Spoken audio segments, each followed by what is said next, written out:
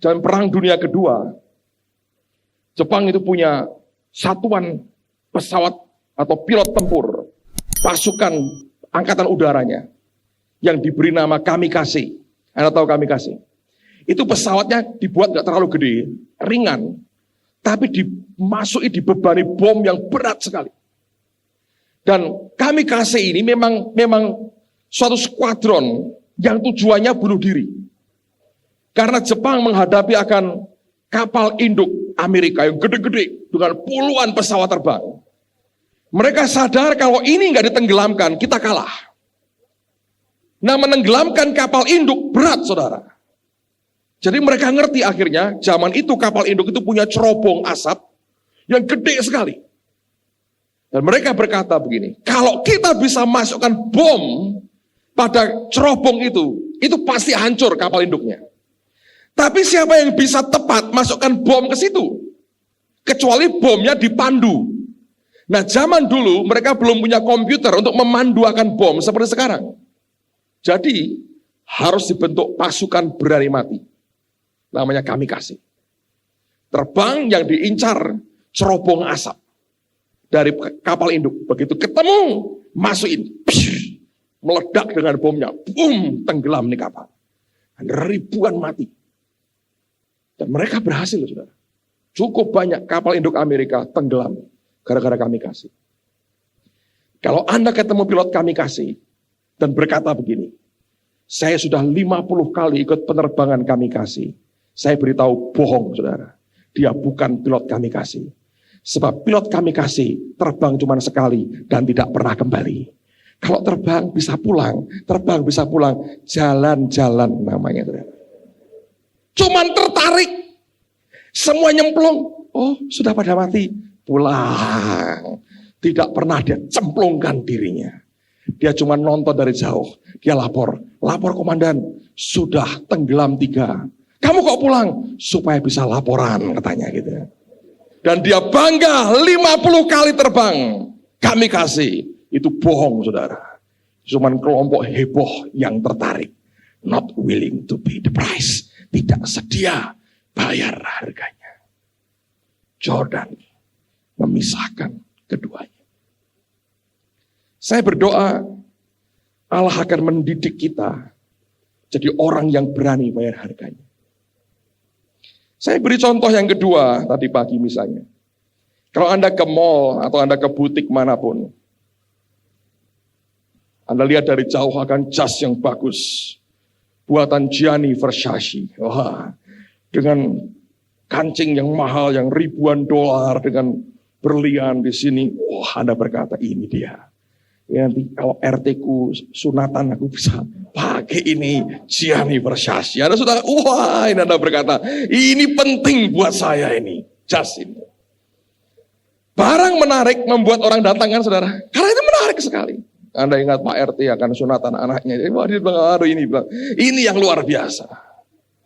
Begitu Anda lihat barangnya, Anda tertarik. Hal kedua yang engkau lakukan apa? Lihat apanya? Harganya. Betul kan? Dia langsung beli. Gaya. Ya duitnya kalau cukup. Nah, orang Indonesia itu sopan.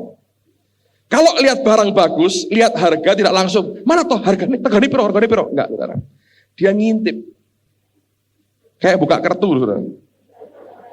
Dia tahu 1, 2, 3, 4, 5, 6, 7. Nolnya kok akeh men. 7. Tutup lagi. Terlalu kecil buat saya, terlalu kecil. Di pasar sebelah rumah saya itu ada tukang jahit, tak datang ke situ ya. Buat RT ku nanti anak sunatan. Gianni Versace dilupakan. Hanya tertarik, saudara. Lihat labelnya, tutup lagi.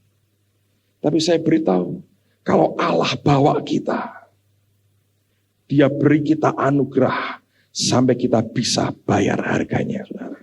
Itu bukan karena kekuatan kita, tapi anugerah yang diberikan Kristus Yesus kepada kita.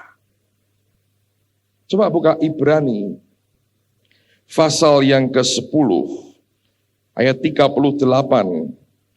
dan ayat yang ke-39. Ibrani pasal yang ke-10 ayat 38 dan 39. Kita akan baca sama-sama ya, Ibrani 10, 38 dan 39. Yang sudah ketemu tolong angkat tangannya. Oke. Anak-anak sudah ketemu semua? Good.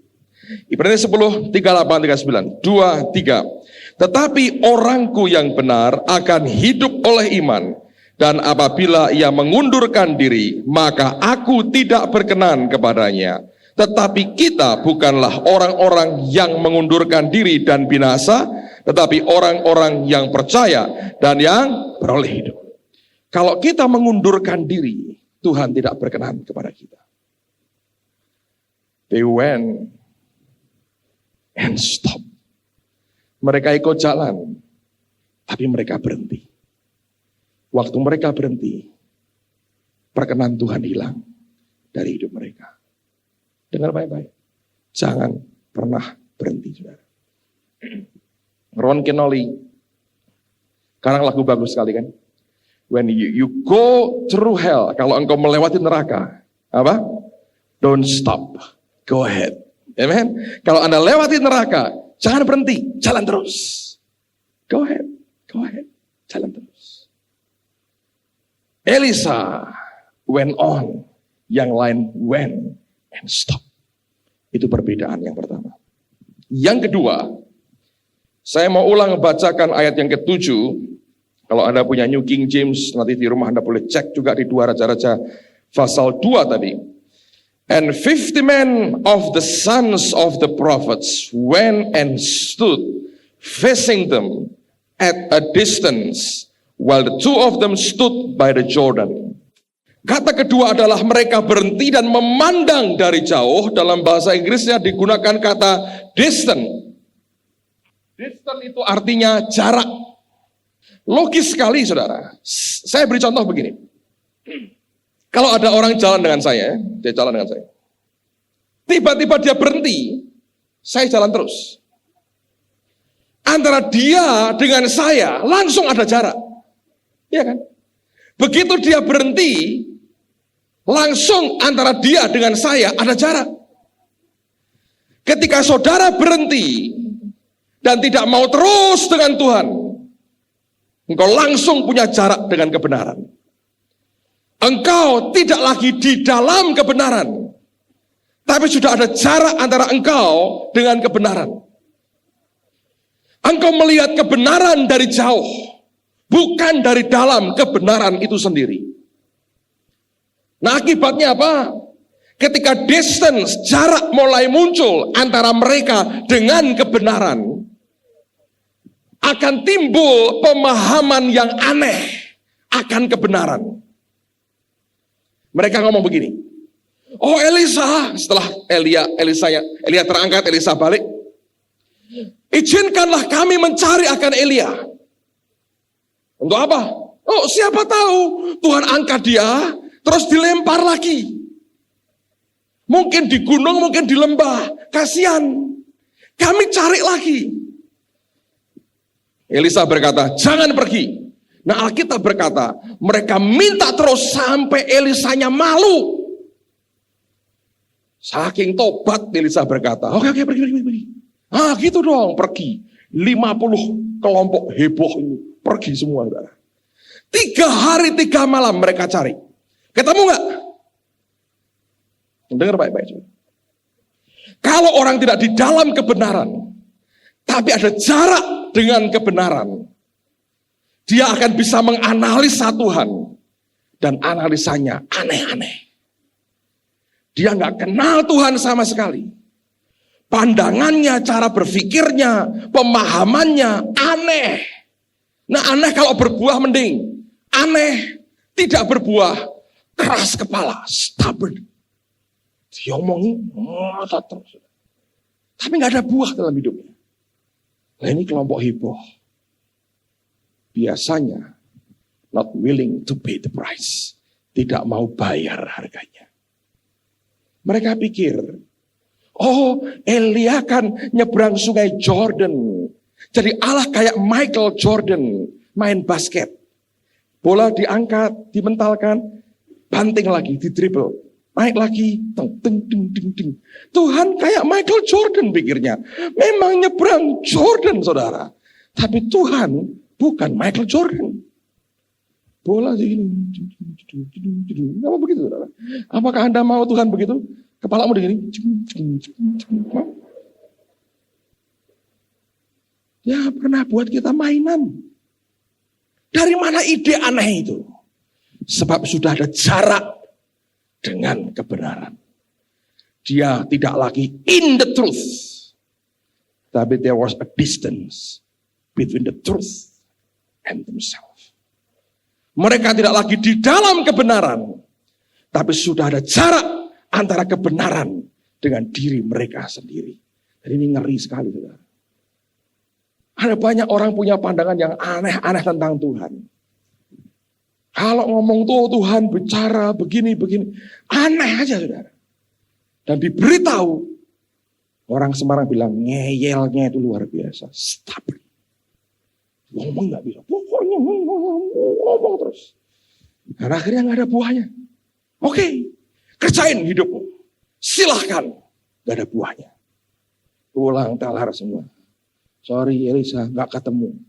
Elisa sambil minum kopi dengan tenang berkata, bukankah sudah kukatakan jangan pergi.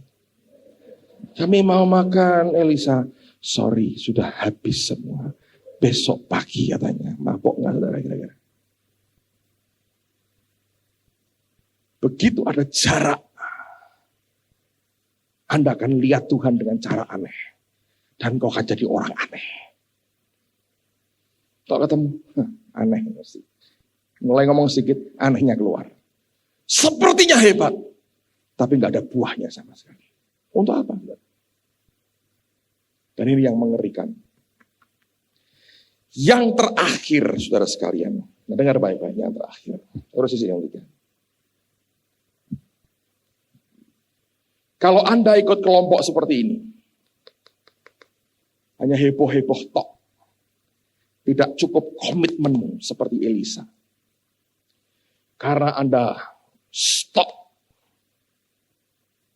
Ada jarak dengan kebenaran. Saudara tidak akan dipakai Tuhan. Susah buat Allah. Tapi saya beri tanda petik.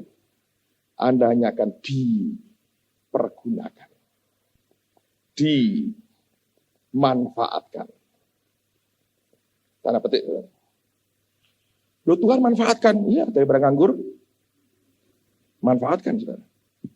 Dimanfaatkan apa? Dimanfaatkan untuk membentuk yang ini lebih hebat lagi. Sebab keanehan dan kehebohan di sini, saudara. Kalau tidak mau berubah, tidak mau bertobat, tidak mau jalan terus dengan Tuhan, Anda jadi aneh. Karena engkau punya jarak dengan kebenaran. Lalu Tuhan berkata, baik, umurnya masih 15 tahun lagi, sayang kalau nganggur, mari kita manfaat.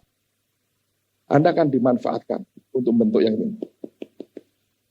Yang ini akan jadi luar biasa. Anda cuma alat untuk bentuk itu. Yang akhirnya terima kemuliaan yang ini cuma heboh, saudara. Heboh lagi, dan gak terima apa-apa. Tadi pagi saya ceritakan kesaksian, pengalaman yang dialami oleh seorang gadis. Di Amerika ada seorang gadis yang hidup dalam keluarga yang sangat-sangat mengasihi dia.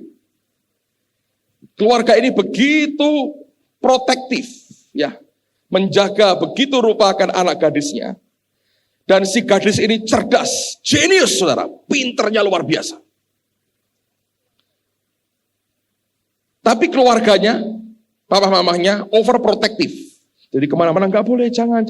Tidak pernah susah hidupnya, tidak pernah ada orang bentak dia, nggak pernah ada orang nyakiti dia. Proteksi begitu rupa. Tapi ini anak jenius sekali, brilian otaknya. Nah Anda tahu itu pun tidak baik kan? Karena mentalnya tidak kuat menghadapi tantangan dunia. Akhirnya singkat cerita dia masuk kuliah. Di kampusnya dia langsung terkenal. Kenapa? Jenius. Semua dosennya senang dengan dia. Di laboratorium, di kelas, dia terkenal paling hebat. Di kelas yang sama, di kampus itu, ada juga seorang mahasiswi yang ruwet, saudara. Dan ini orang jahatnya luar biasa. Pokoknya kalau ada temannya seneng, nggak boleh. Tidak boleh ada orang bahagia, tidak boleh ada orang tenang. Dan dia lihat gadis jenius ini. Dia berkata, gua kerjain habis. Dan dikerjain habis. Semua disabot yang dia buat. Semuanya dikacau. Dipermalukan di depan orang. Dibongkar lokernya. Dimasukin mungkin bangkai binatang apa. Dikacau balok. Selama bertahun-tahun dikacaukan orang itu. Si ruwet ini ngaconya luar biasa. Nggak tahu-tahu. Memang ruwet. Minum, pakai drug, narkotik. Semua dia coba. Nilainya paling hancur, paling ngaco di kelas. Tetap nggak mau keluar. Kamu kok kuliah terus supaya bisa ngaco katanya. Kuliah. Yang di rumah sudah biasa, yang kampus kacau. Ini orang ngaco benar. Saudara tahu singkat cerita, si ruwet ini mati akhirnya. Dia mungkin minum minuman keras, campur segala macam, nyuntik sana, nyuntik sini, mungkin suntikan anjingnya, suntikin juga nggak tahu gimana, mendadak mati di jalan, kejang, kolaps, mati. Nah, di Amerika itu kan ada budaya Kristen ya. Jadi walaupun ruwet, ya, tetap itu didoakan di gereja, dibuat upacara di gereja. Lalu kemudian si almarhumah yang ruwet ini dimasukkan dalam peti jenazah, ditaruh di gereja. Dan tradisi mereka di banyak gereja di Amerika, kalau orang itu meninggal, maka orang-orang sekitarnya diizinkan maju ke depan, lalu mengucapkan akan kalimat-kalimat kenangan. Ya, dia ceritakan akan kenangannya kepada yang meninggal ini. Dan biasanya yang disampaikan yang bagus-bagus. Biasanya. Di Indonesia ini beberapa kali saya lihat, gitu ya, orang meninggal, terus yang lain menyampaikan, oh ini orang begini, begini, begini. Saya pernah sekali menghadiri begituan. Sebelah saya itu Pak Yusak. Ketika orang muji-muji yang mati ini, Pak Yusak ngomong gini, dia diem aja. Nah iya, orang dipuji-puji begitu.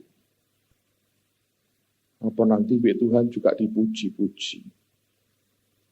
Nah itu apa-apa wong iki. Tanya Tuhan ya, Tuhan ini orang gimana? Gak dapat apa-apa, gak dapat apa-apa dia bilang. Keliru itu muji-muji gitu, gak dapat apa-apa gitu. Nah dia diomongin Tuhan kan, ya bener saudara, ya sudah terserah dia. Ya. Tapi itu kebiasaan, ada orang dipuji-puji. Nah, kalau hidup gak pernah dipuji-puji ya saudara, setelah mati dipuji-puji, gak ada gunanya saudara. Nah, akhirnya diberikan kesempatan, siapa yang dari teman-teman, saudara, kerabat yang ingin menyampaikan akan mungkin kalimat-kalimat untuk mengenang akan almarhumah. Lalu maju satu perempuan, sahabatnya si ruwet, saudara, maju ke depan. Ngomongnya seenaknya, ini teman baik saya, yang ngajari saya minum pakai narkotik dia. Saya sedih sekali kehilangan dia. Gak ada teman ruwet, dia ruwet, saya juga ruwet. Saya sekarang ruwet sendiri, gimana? Saya sedih, nangis saudara. Kenapa kau tinggalkan aku ruwet? Aku ruwet dengan siapa sekarang? Dari gitu. Jadi ngomongnya gitu, awang ruwet saudara, kelompok ruwet kan begitu saudara ya. Ruwet kan nggak bisa ngomong baik, yang ngomongnya ruwet gitu, udah ruwet. Terus turun, semua orang melotot lihat si ruwet kedua ini ngomong gitu. Tanya, ada lagi? Nggak ada saudara. Karena yang lain kira-kira kalau ngomong mesti ngomong jelek, karena ini tukang ngaco saudara. Yang kedua maju Anda tahu, yang terakhir adalah gadis jenius. Yang seumur-umur selalu dikerjain sama ruwet yang sudah mati. Dia berdiri, dia maju ke depan. Orang tegang, wah ini pasti maki-maki ruwet habis ini. Tadi muji-muji ini maki-maki dia kira-kira. Ini perempuan maju ke depan, saudara. Lalu kemudian dia berkata begini, kalimatnya bagus sekali, dia berkata begini. Dalam hidupku ada dua kelompok orang. Kelompok pertama adalah mereka yang begitu mengasihi aku. Kalau aku jatuh, mereka angkat aku lagi.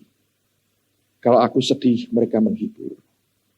Kalau aku gagal, mereka menguatkan aku, membuat aku berhasil. Kalau aku lemah, mereka memberikan dorongan semangat kekuatan baru. Kalau aku tidak berdaya, mereka menopang aku. Kalau aku membutuhkan, mereka memberikan yang terbaik dari mereka buat aku. Mereka mengasihi, mereka peduli dengan aku. Mereka cintai aku, mereka sayang kepadaku. Dan kelompok pertama ini, sungguh aku berterima kasih. Tanpa mereka, aku tidak akan tahan. Aku yakin mereka berjasa besar dalam hidupku. Tapi ada kelompok kedua, yang tiap hari nantang aku terus. Tiap kali menyulitkan aku. Tiap kali menyakitkan hatiku. Tiap kali mendera hidupku. Dan si Ruwet ini adalah tokohnya.